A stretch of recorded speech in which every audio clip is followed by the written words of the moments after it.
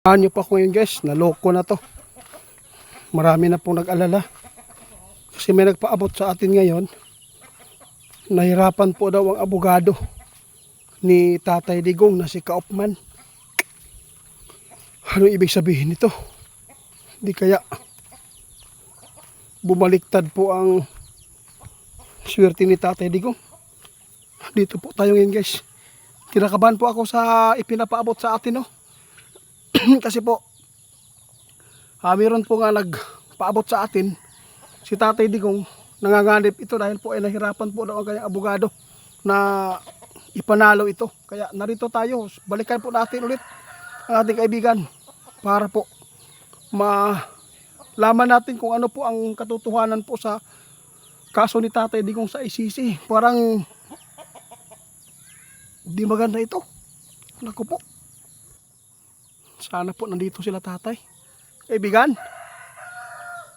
Dinyo. Si tatay nandito. Salamat tayo, nandito ka. Oo, grabe. Yung nagulat po ako nung may nagpaabot sa atin kasi po sinabi po ninyo na mapawalang visa po yung kaso ni Tatay Digong. Ngunit meron pong nag-abot tungkol po sa nakita po niya ngayon sa kaso daw ni Tatay. Nahihirapan po daw talaga yung abogado ni Tatay Digong. Ano po ba ang pwede po ninyo may update sa mga tao ngayon para po ay mapanatag po ang kalooban po nila, lalo na po yung mga diehard.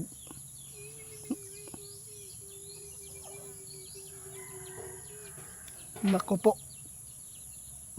guys, ito na po siguro ang hindi maganda na maipaabot ng ating kaibigan.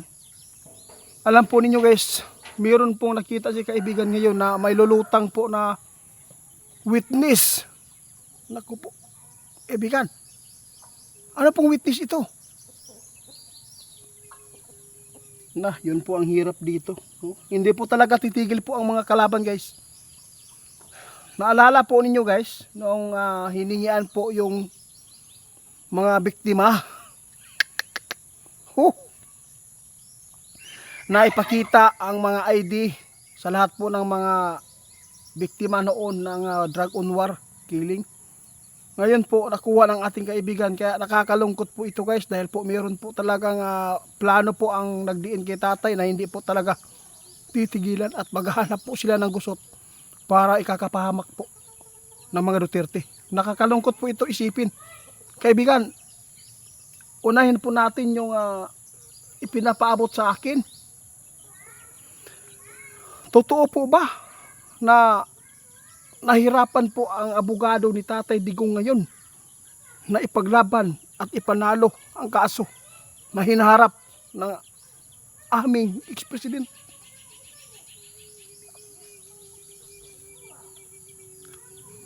Sa lahat ng diehard na mga supporters ng mga Duterte, ito po ang napaabot ng ating kaibigan ngayon. Huwag lang tayong mag-alala, no?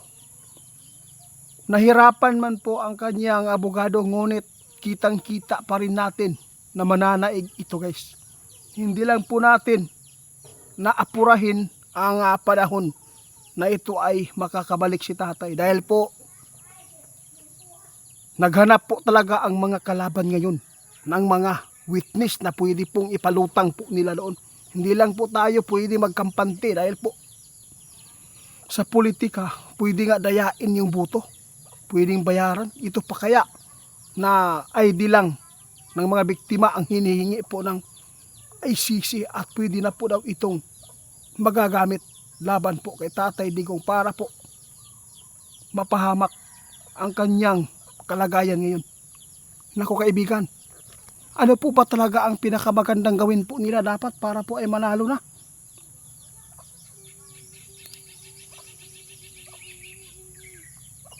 Basta ang sabi ng ating kaibigan, huwag kayong mawalan ng pag-asa. Dahil nakikita ng ating kaibigan ngayon guys, kahit hindi man madali na ito ay makabalik si tatay, ngunit may pag-asa pa rin na ipanalo, no? Na ipanalo itong kaso na hinaharap po. Dahil po hindi lang po mga social media ang nagpapaabot nito, no? Kung meron kayong mapapanood na si Tatay Digong ay nahihirapan, wag po kayong agad-agad na maniniwala. Basta ang sabi ng ating kaibigan, nahirapan man si Kaupman ngayon, ngunit naghanap pa rin sila ng paraan. Alam po niyo guys, doon nga ipinapaabot ng ating kaibigan noon na ipanalo na, no?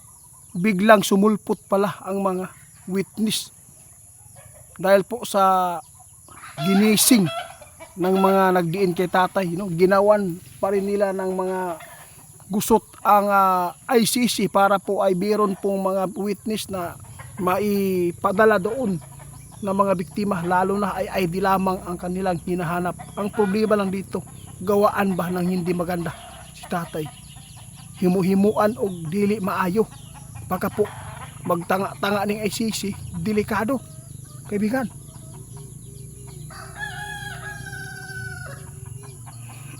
Salamat po. Basta ingon si kaibigan guys, yun po ang sabi niya, huwag po kayong mawalan ng pag-asa. Kapag matapos na ang halalan guys, doon daw po ninyo malalaman kung tagilid ba ang kaso na hinaharap ni tatay o lumalaban na pawalan ng bisa na ang kaso. Huwag kayong mag-alala, sabi ng ating kaibigan. Abangan na lang natin guys, alam po ni kaibigan na mangyayari. Abangan ninyo sa halalan kapag ito ay manalo ang mga kasamahan po ng PDP dito. Sigurado guys, alam po ninyo ang mangyayari dito. Mayroong nakita ang ating kaibigan na maganda. Sigurado nga ikakagulat po ng mga kalaban nito. Yun pala kaibigan, wag lang daw kayo mag-alala at wag kayong matakot. Kung mayroon mga magpapaabot na nahirapan man ang abogado ni Tatay Digong, ngunit maipanalo pa rin ito sa tamang panahon. Kaya hindi po agad-agad si tatay matapos ang kanyang kaso, dahil po naghanap talaga ang mga kalaban na mayroon pong maibigay para gumulong naman po ang kaso, no? Maibigay ba na mga ID o mga biktima, no, na pa-proof jud ba na kini ay isang biktima noong drug on war ni Digong. Yun po ang masakit po isipin dito. Kaibigan, nakakalungkot po ito, no? Ayaw po natin na maabutan si tatay doon kasi matanda na po.